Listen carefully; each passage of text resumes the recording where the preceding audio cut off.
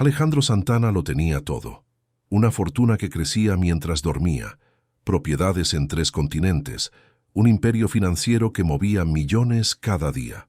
A sus 48 años, era conocido como el tiburón de Wall Street latinoamericano, un hombre que jamás perdía una negociación y nunca miraba atrás. Había pasado 4 meses recorriendo Asia, cerrando contratos que multiplicarían su fortuna. 4 meses sin pisar su penthouse de lujo en la exclusiva zona de Polanco. Pero esa noche de agosto, cuando giró la llave de su puerta blindada, jamás imaginó el horror que lo esperaba.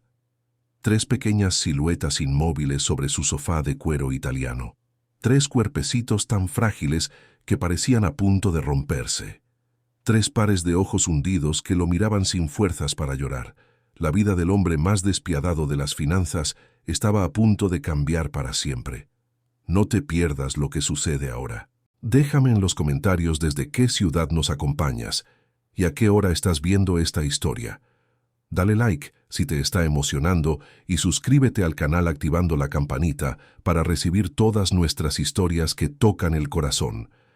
El sonido de la maleta Rimowa cayendo sobre el piso de mármol travertino retumbó por todo el apartamento. Alejandro aflojó el nudo de su corbata Hermès y respiró hondo. Algo no cuadraba. El aire estaba viciado, pesado, nada que ver con el aroma a lavanda y limón que su servicio doméstico mantenía siempre impecable. «¿Consuelo?», llamó a su ama de llaves. «Silencio. ¿Hay alguien?». Avanzó por el pasillo de su penthouse valorado en $3 millones. La cocina gourmet estaba vacía. El comedor con vista panorámica, desierto, ni rastro del personal que debería estar ahí. Entonces lo escuchó. Un gemido débil, casi inaudible, proveniente de la sala principal. Alejandro caminó hacia allá con el ceño fruncido. Quizás algún animal se había colado, una rata, una paloma. Su mente ya calculaba a qué empresa de fumigación llamar y cuánto cobraría el seguro por daños. Pero cuando entró a la sala de estar, sus rodillas casi cedieron. Sobre su sofá de cuero italiano color caramelo, acurrucadas como gatitos abandonados, había 3 niñas idénticas, trillizas. No podían tener más de 2 años y medio, tal vez 3, pero su aspecto era el de pequeños espectros sacados de una película de terror. Las 3 eran tan delgadas que Alejandro podía contar cada una de sus costillas bajo la piel sucia y grisácea. Sus bracitos parecían palillos a punto de quebrarse. Los vestiditos que alguna vez fueron amarillos ahora eran harapos oscuros, rasgados y malolientes. El cabello largo y oscuro caía en mechones enredados llenos de mugre. Pero lo peor eran sus ojos, enormes cuencas oscuras donde brillaba un terror silencioso demasiado profundo para su edad. Una de ellas lo miraba fijamente sin parpadear. Las otras 2 tenían los ojos entrecerrados, respirando con dificultad. «Dios mío». Alejandro retrocedió tambaleándose hasta chocar contra la pared de cristal. Su mano buscó el teléfono en el bolsillo del pantalón. Debía llamar a la policía, a seguridad del edificio. ¿Cómo diablos habían entrado estas criaturas? Fue entonces cuando vio el papel doblado sobre la mesa de centro. Un papel arrugado, manchado, con su nombre escrito con tinta azul corrida por lo que parecían lágrimas. Lo reconoció de inmediato. Esa letra, esa maldita letra que no veía hacía 6 años. Valentina. Con manos temblorosas, desdobló la carta. La letra de su hermana menor, antes tan elegante, ahora era apenas legible. Alejandro, sé que me odias. Sé que dijiste que para ti estoy muerta, pero ya no me queda nadie más en este mundo. Absolutamente nadie. Estas son mis hijas, Camila, Isabela y Sofía. Tienen 2 años y 8 meses. Son trillizas, el milagro, que casi me mata cuando nacieron. Su padre desapareció cuando tenían 3 meses. Dijo que no había firmado para criar 3 mocosas. He intentado todo, hermano, todo. Trabajé limpiando casas de madrugada, vendí empanadas en el metro, empeñé hasta mi anillo de bodas, pero nunca fue suficiente. 3 bebés necesitan mucho, más de lo que yo podía dar. Y entonces volví a caer. Ya sabes en qué. Esa porquería que juré nunca más tocar, pero el hambre dolía menos cuando estaba drogada. El llanto de mis hijas se escuchaba más lejano. La culpa se disolvía por unas horas. Usé la llave que guardé de cuando vivía contigo hace años. Consuelo estaba de vacaciones. Entré hace 4 meses. Dejé a las niñas aquí porque sabía que tendrías que volver eventualmente. Dejé algo de comida. Ellas son listas. Aprendieron a abrir la nevera, a buscar agua en los baños. No me preguntes por qué tardé tanto. No me preguntes dónde he estado. La respuesta te haría vomitar de asco. Tienes dinero, Alejandro. Tienes todo lo que yo nunca tuve. Todo lo que mamá y papá nunca pudieron darnos. Cuida de ellas o llévalas a un lugar donde alguien lo haga. No dejes que mueran como perros. Perdóname. O no lo hagas. Ya no importa.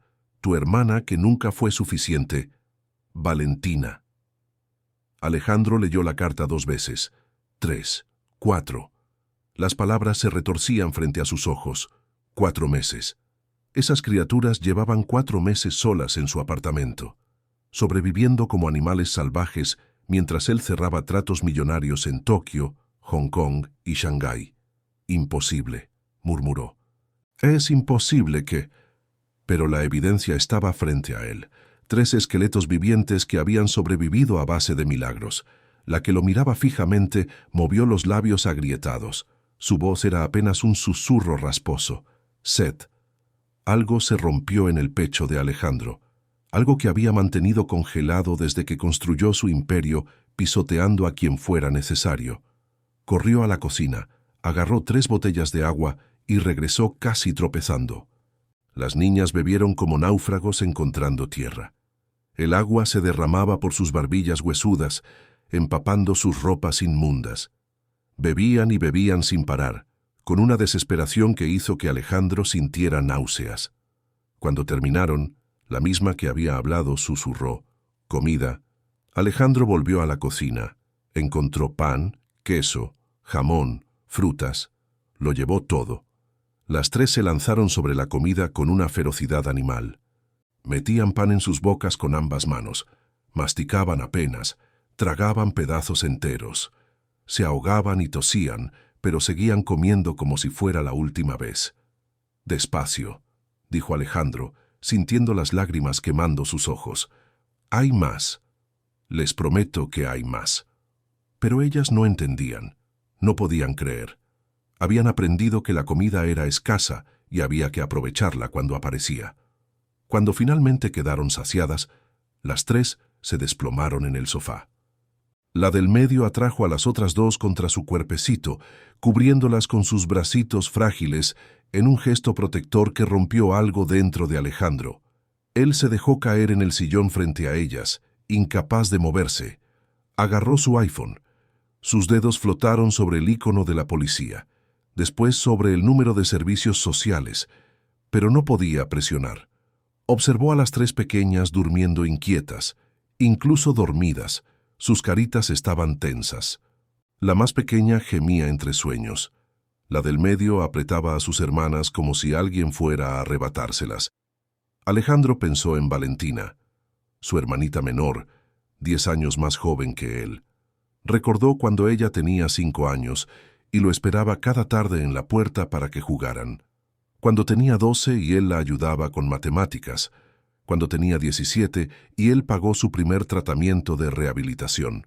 Y también recordó cuando la echó. Cuando ella robó dinero de su caja fuerte por 5ª vez para comprar drogas.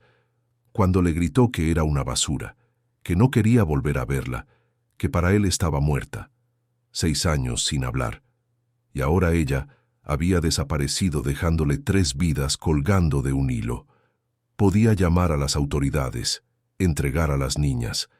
Nadie lo culparía. Él no había pedido esto. No era su responsabilidad.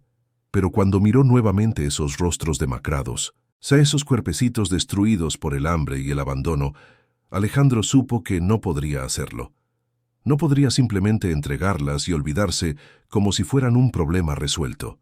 Eran la sangre de su sangre, las únicas hijas de su hermana, sus sobrinas, y habían sobrevivido a un infierno que nadie debería experimentar. Se levantó con determinación. Fue a su habitación y sacó 3 de sus camisas de algodón egipcio más suaves. Después llenó la tina del baño principal con agua tibia y jabón espumoso. «Niñas», dijo suavemente al regresar. Las 3 despertaron de golpe, tensas como resortes. «¿Quieren un baño?». Tomó 20 minutos de voz calmada y movimientos lentos hasta que confiaran lo suficiente para dejarlo cargarlas. Pesaban menos que su maletín ejecutivo. El agua se puso negra casi instantáneamente. Tuvo que vaciar y llenar la tina 4 veces. Mientras las lavaba con cuidado infinito, descubrió moretones viejos, sarpullidos infectados, quemaduras de orina en la piel. Cada marca era un puñal en su conciencia. Ya limpias y envueltas en sus camisas gigantes, las llevó a su cama king size. Cambió las sábanas de seda por otras frescas. Las niñas observaban cada movimiento con desconfianza. «Duerma», les dijo, «aquí están seguras».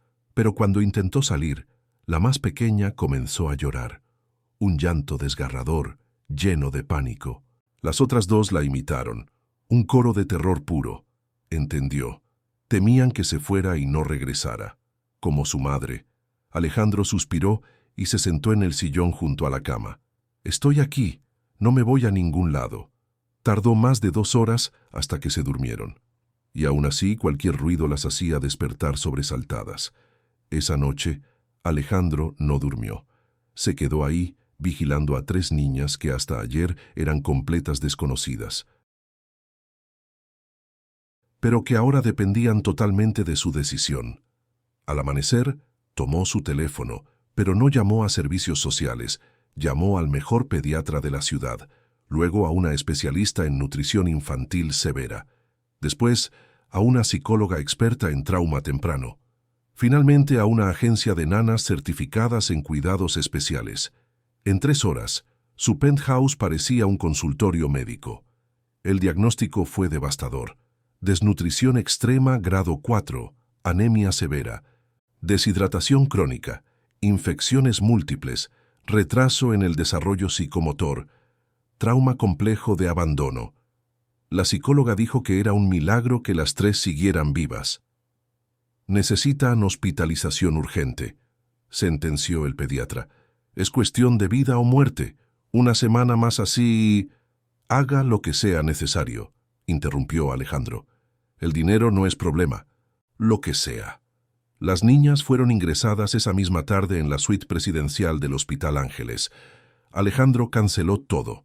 Reuniones con inversionistas japoneses, conferencia en Dubái, cierre de fusión millonaria. Por primera vez en 20 años, algo importaba más que el dinero. Durante los siguientes días, Alejandro aprendió términos médicos que nunca imaginó necesitar. Aprendió sobre alimentación parenteral, rehabilitación nutricional gradual, terapia de apego. Aprendió que Camila era la del medio, la más protectora, que Isabela era la pequeña, la que primero habló, que Sofía era la mayor, la que observaba todo en silencio. Aprendió que tenían terror a la oscuridad, a los ruidos fuertes, a quedarse solas un segundo. Aprendió que a veces gritaban dormidas, buscando a una madre que nunca regresaría, y aprendió que, poco a poco, comenzaban a confiar en él. Al 7º día, Isabela extendió sus bracitos hacia él por primera vez. Alejandro la alzó y las lágrimas rodaron libremente por su rostro. 48 años, y era la primera vez que sostenía a un niño así. «¿Tío se queda?», preguntó Isabela con su vocecita ronca. «Tío se queda», respondió Alejandro, abrazándola contra su pecho, «para siempre». 3 semanas después, las niñas recibieron el alta médica. Aún necesitaban meses de tratamiento, pero lo peor había pasado. Alejandro transformó su penthouse completamente. Contrató 2 nanas de tiempo completo, una enfermera nocturna, una nutricionista residente. Convirtió 3 habitaciones en cuartos infantiles de ensueño. Instaló cámaras en cada rincón, no por control, sino por el terror de que algo les pasara cuando no miraba. Lentamente, el apartamento frío y minimalista se llenó de risas. Primero tímidas, luego más fuertes. Las niñas engordaron, recuperaron el color, empezaron a jugar. Alejandro redujo su jornada laboral al mínimo. Trabajaba desde casa siempre que podía.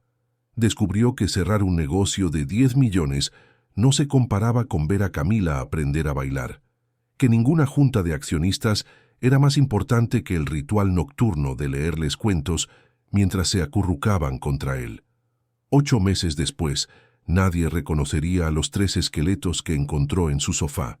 Camila, Isabela y Sofía eran niñas saludables, alegres, llenas de energía. Y Alejandro ya no era el tiburón despiadado de Wall Street. Una noche, mientras las arropaba, Sofía lo miró con sus ojos grandes y preguntó, ¿Tío Ale es nuestro papi ahora? Sintió un nudo en la garganta del tamaño de un puño. Soy su tío, princesa, pero las voy a cuidar como un papá, siempre. Entonces eres papi tío, decidió Camila con lógica infantil perfecta. Papi tío, repitió Alejandro, sonriendo entre lágrimas. Me gusta ese nombre. Te quiero, papi tío, susurró Isabela, abrazándolo.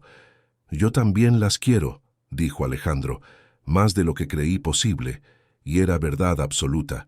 Esas 3 niñas que irrumpieron en su vida como una bomba, como una responsabilidad no buscada, como un terremoto que destruyó su existencia ordenada, habían salvado el alma que él creía perdida.